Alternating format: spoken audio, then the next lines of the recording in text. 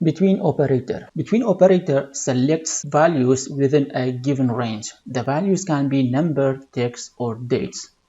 Also, between operator is inclusive. Begin and end values are included, and the syntax as below.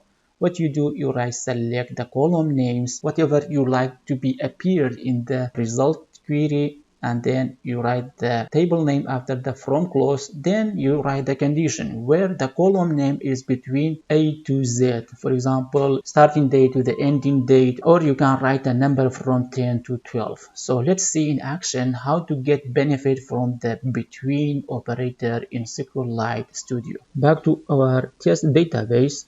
I have a table named staff data. I am selecting everything from the staff data, and I'm getting a result like below.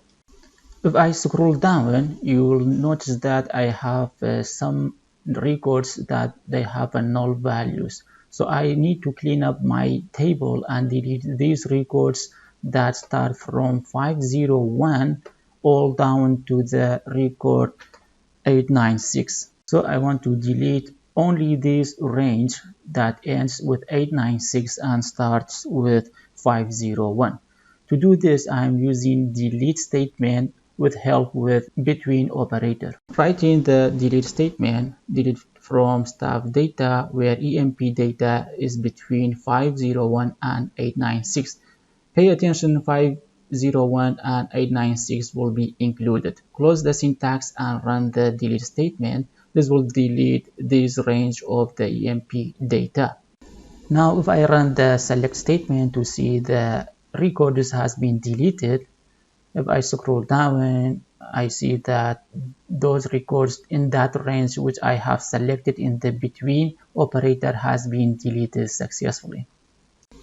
As you see, the selection has been happened from 501 because between is inclusive operator. Between operator is used to select a range of dates as well. For example, I have the higher date column. I want to select a range between two dates. I can do that using between operator.